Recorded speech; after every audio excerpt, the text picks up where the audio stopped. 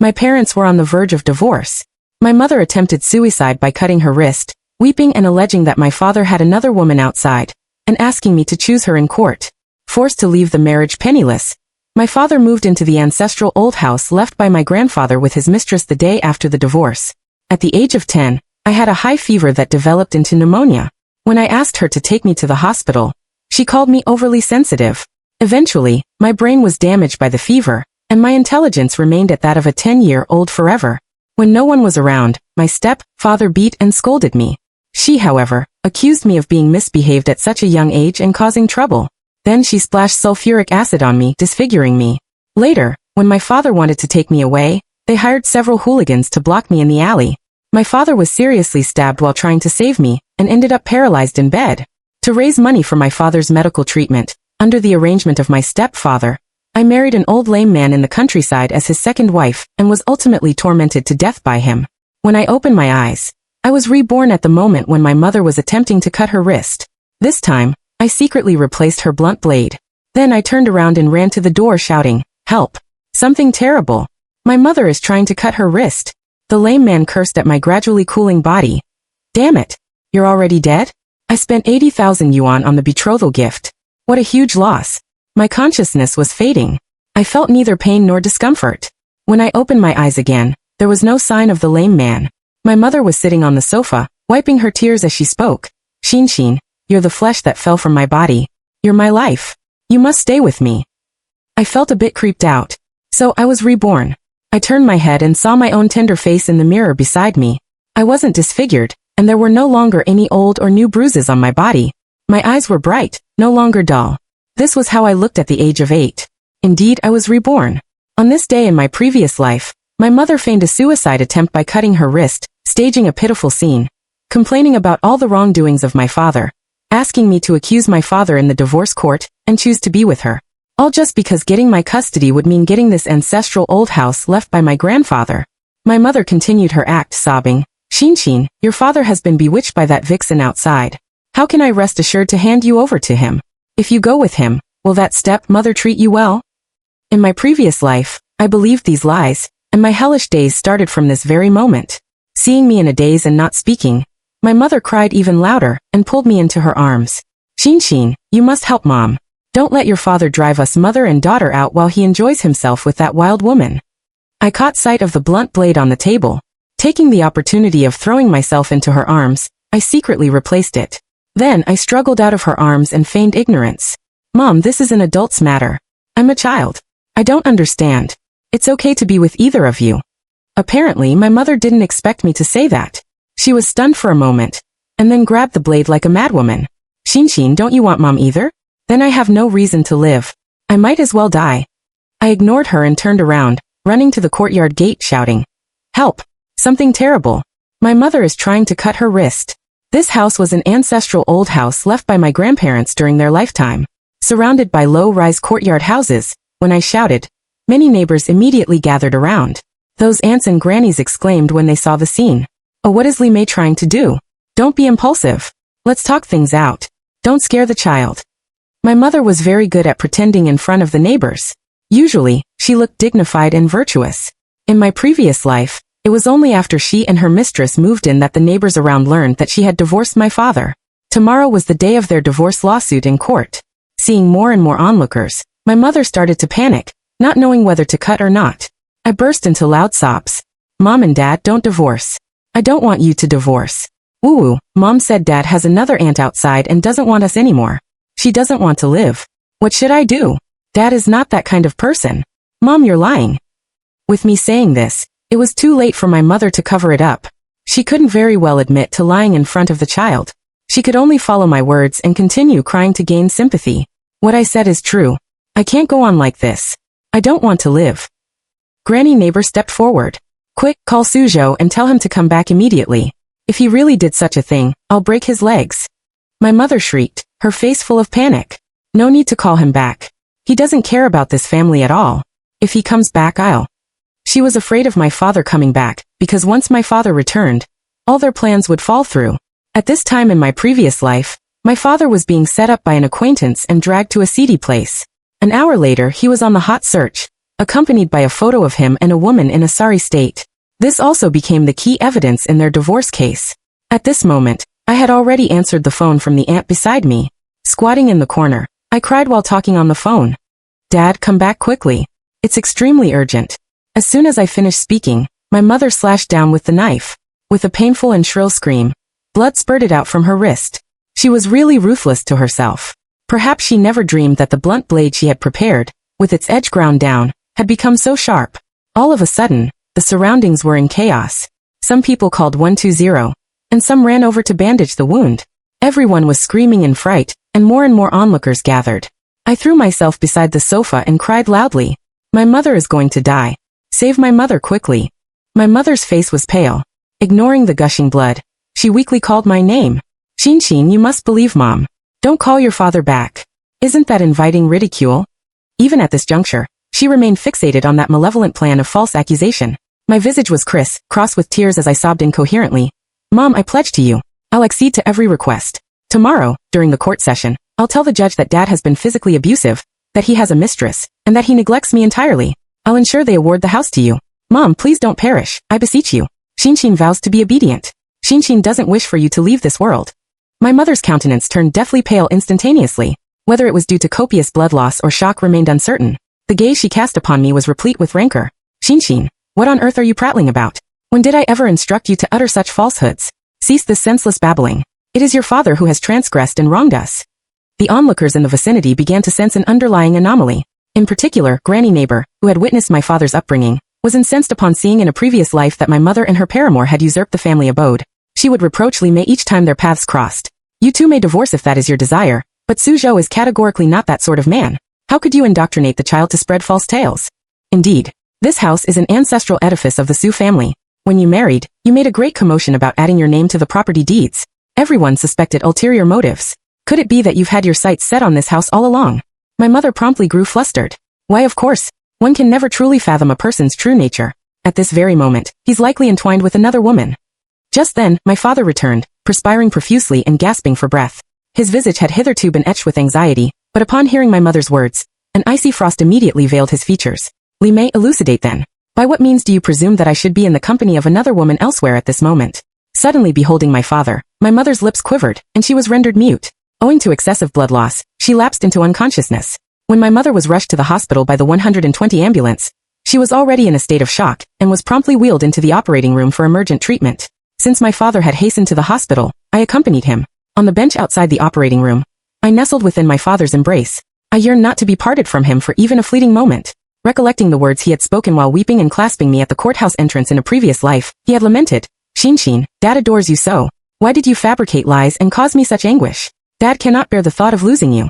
I also reminisced about how he had been unjustly framed, resulting in the loss of his livelihood, and being compelled to abandon his homeland in abject misery. When he learned of my maltreatment, he was resolute in his determination to reclaim me, willing to forfeit everything. I recalled how he had been stabbed multiple times by ruffians yet still bellowed, "Shinshin, flee," with heroic resolve, and how, after being incapacitated and bedridden, he had attempted suicide on several occasions, tormented by the fear of being a burden to me. All of these tribulations were a consequence of my actions.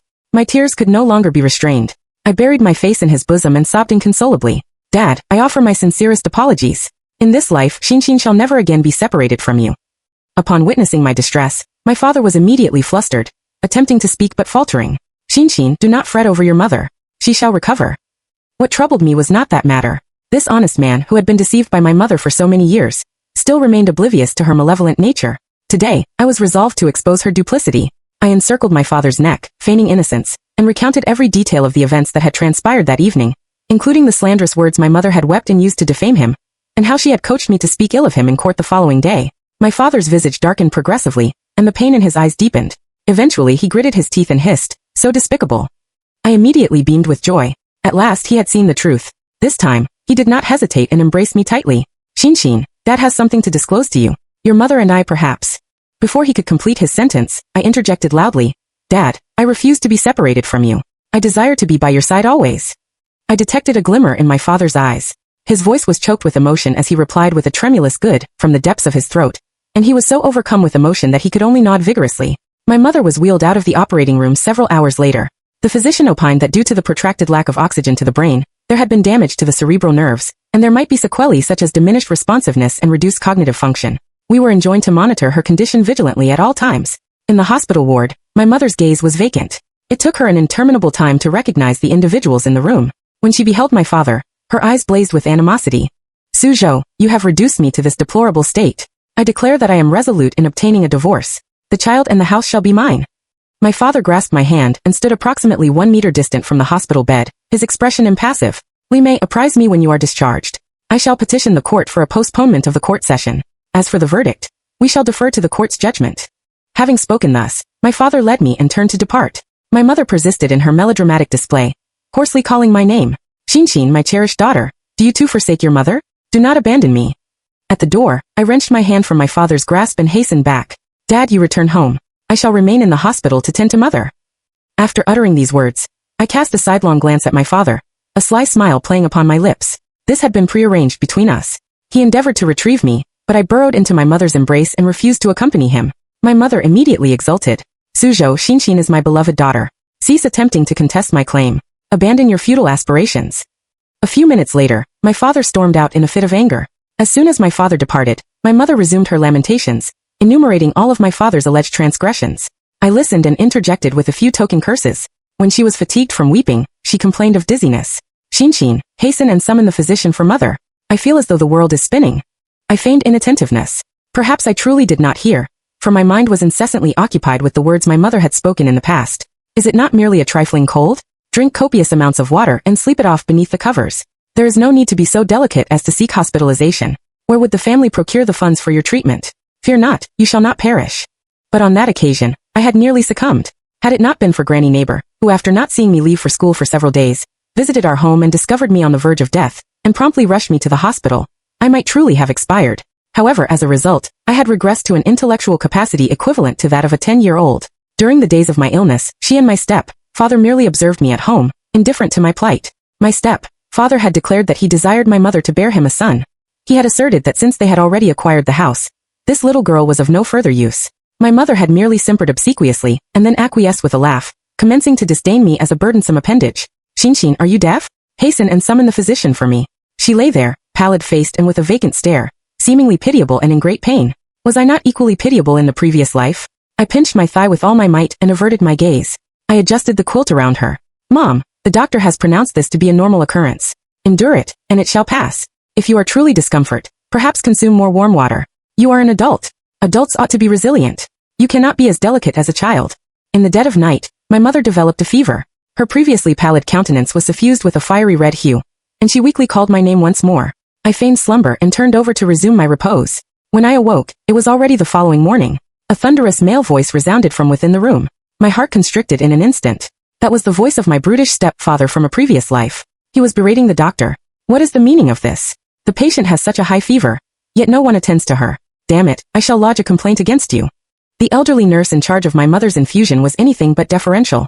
Are you the patient's family member? Given her condition, is it appropriate to leave a child to tend to her? If you are willing to expend funds, engage a nurse. We have numerous patients to attend to. Do the family members not know to summon the doctor in the event of an issue? This brute turned and attempted to strike me, but was intercepted by my mother. I feigned sleep and remained motionless. As soon as the nurse departed, my mother commenced speaking. Are you deranged? Do you not perceive that the situation is already chaotic enough? What are you doing here now? Are you cognizant that this is a critical juncture? And do you still aspire to obtain the house? You must cajole this child now. It is futile if you do not retain her under your control. Beat her later. What is the haste? What transpired with you last night? Were you not instructed to entice Suzhou to the massage parlor? Why have you returned? My mother rattled on incessantly. The man immediately erupted in fury. Damn you! You dare to accuse me? I still wish to inquire what befell you. The one who inflicted such self-harm and made it public is deranged. My mother, with a masochistic proclivity, was excessively submissive. It is all that wretched child's fault. I know not what possessed her. She caused a commotion and attracted numerous onlookers. I shall deal with her later. Even though I was mentally braced, my body could not help but shudder upon hearing these words. My mother announced, the wretched child is awake. You must depart forthwith. Do not seek me out again prior to the court session. The man did not leave and leered at me. I clutched the bedsheet tightly, yet still trembled uncontrollably, my teeth chattering. The nightmares of the previous life surged forth like a tempestuous tide.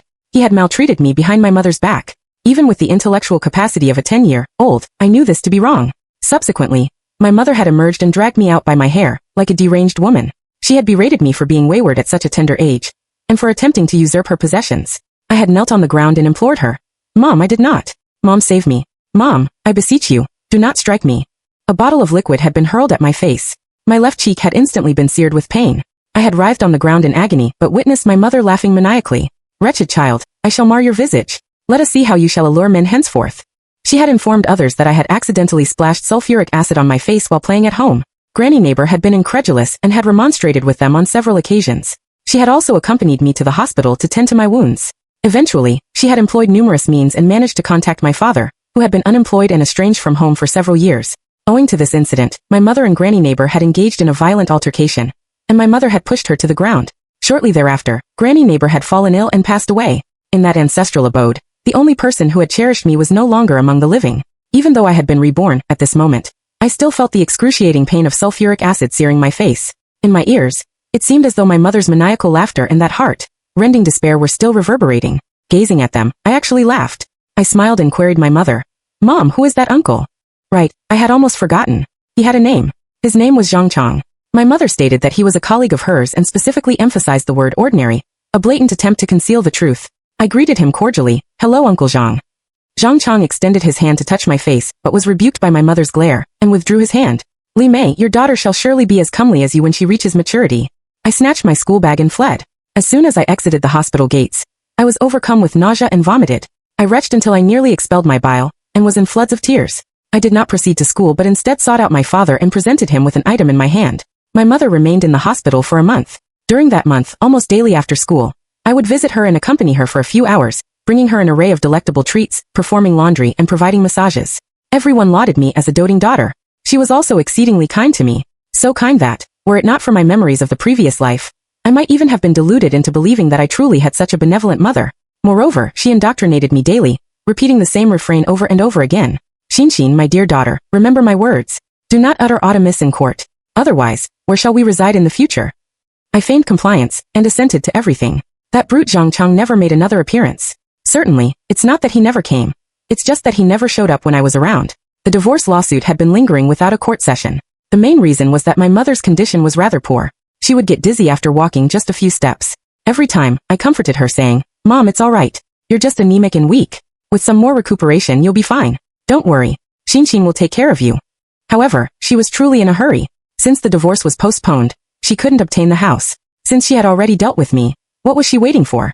Presumably, that brute Zhang Chong was growing impatient. A month later, my mother's divorce case was brought to court again. My mother was so dizzy that she could barely stand. Standing there, when she saw my father, she let out a cold snort from her nostrils. You'll never snatch away what belongs to me. My father was equally straightforward. Indeed, you'll never snatch away what belongs to me. During the evidence presenting stage, the evidence my father submitted caused an uproar among everyone. There were several audio recordings, all of the conversations between my mother and Zhang Chong in the hospital. Starting from the morning after she woke up from her attempted suicide by cutting her wrist, many things were said when only the two of them were in the ward. These were recorded by the voice recorder I placed in the flower pot. Every day when I went to the hospital, the most crucial thing I had to do was to replace the voice recorder in the flower pot. I couldn't delay any longer. I had to resolve this quickly. Li Mei, you've been hiding in the hospital every day. Do you not want to get divorced? Even from the recording, one could sense my mother's panic. Brother Chong, how could you not trust me? The person I love is you. I've been with you since I was 18. If you hadn't been imprisoned for fighting, how could I have married Suzhou? It was you who told me to get that house no matter what, and then divorce. Otherwise, what would I want that burden for? Don't worry. Tomorrow, I'll be discharged from the hospital and apply for the court session. Please don't be angry, okay? In this life, I only want to be your woman, Zhang Chong. What a foolish look of an infatuated woman. In court, my mother could hardly speak clearly and questioned my father where the recordings came from. This is all fake. Suzhou fabricated them. In the end, she pinned all her hopes on me and looked at me pitifully. When the judge asked for my opinion, I stood up and said, I'll go with my father.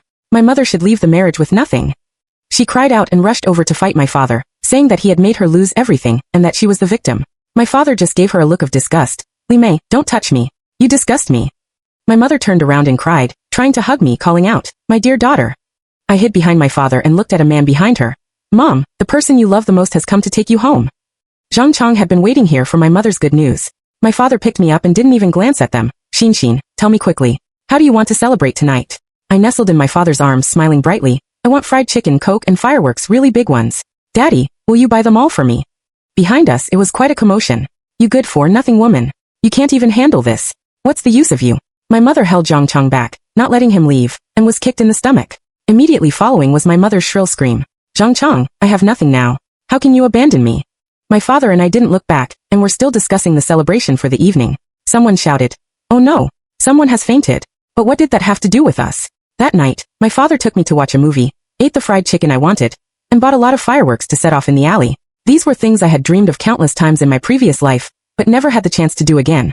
Finally, after playing to my heart's content, I fell asleep in my father's arms, yet I never let go of his hand. Only I knew how hard won this happiness was. In the middle of the night, when I woke up and didn't see my father in the room, I was extremely frightened. When I ran out, I found him sitting alone in the yard smoking. His back looked somewhat lonely. "Daddy, what are you doing?"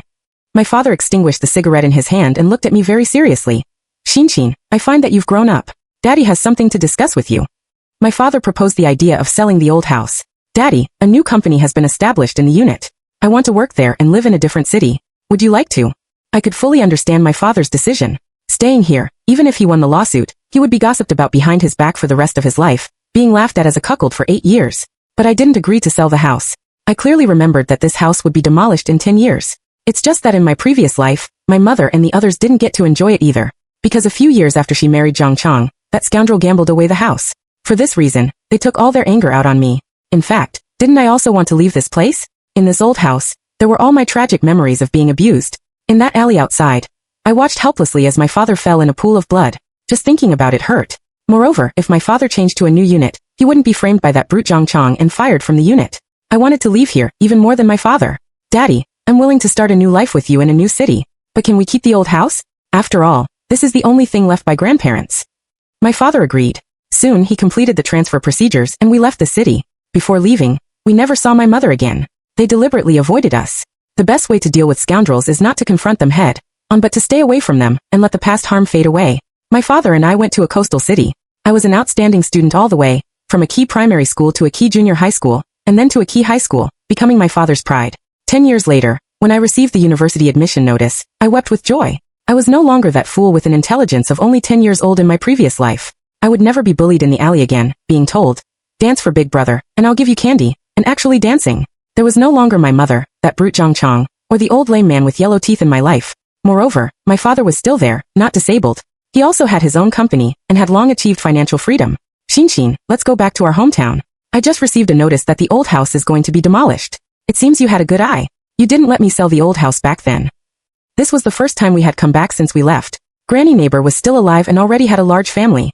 When she saw me, she grabbed my hand, too excited to speak coherently. "Oh, this girl. After 10 years, you've grown up to be as beautiful as a movie star. So pretty." My father smiled happily. Looking at the old house courtyard, which was both strange and familiar, we couldn't help but feel a bit emotional. The memories of the past were finally going to be completely erased with the news of the old house. Suddenly, a disheveled woman rushed in like a mad person, making oh sounds. She knelt down in front of my father and me with a thud. We both saw her face clearly. It was my mother.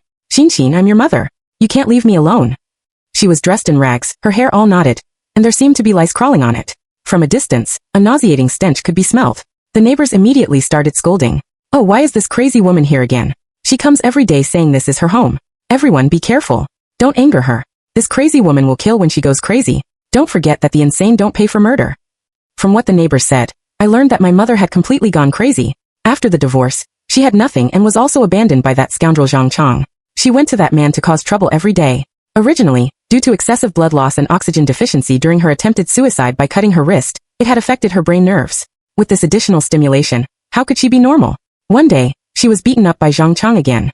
She grabbed a kitchen knife and chopped that man. Since she was diagnosed with schizophrenia, she wasn't sentenced, but she was living a life worse than death, sometimes lucid and sometimes in a state of dissociation. Just like at this moment, miraculously, she recognized both my father and me. Her voice was shrill and sharp.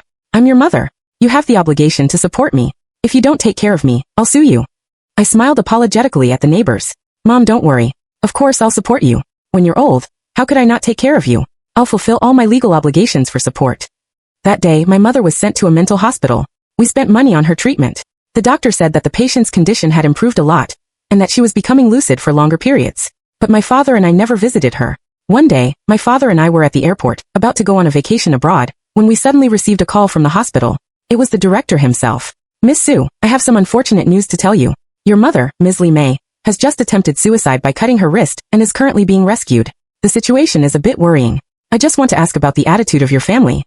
As he spoke, the director sent over a video. It was a video that my mother had asked them to forward to me before her suicide. In the video, she had groomed herself for a change, looking somewhat like she did when she was young. She seemed very normal mentally. "Suzhou, Shinshin, this is the last time I'm talking to you.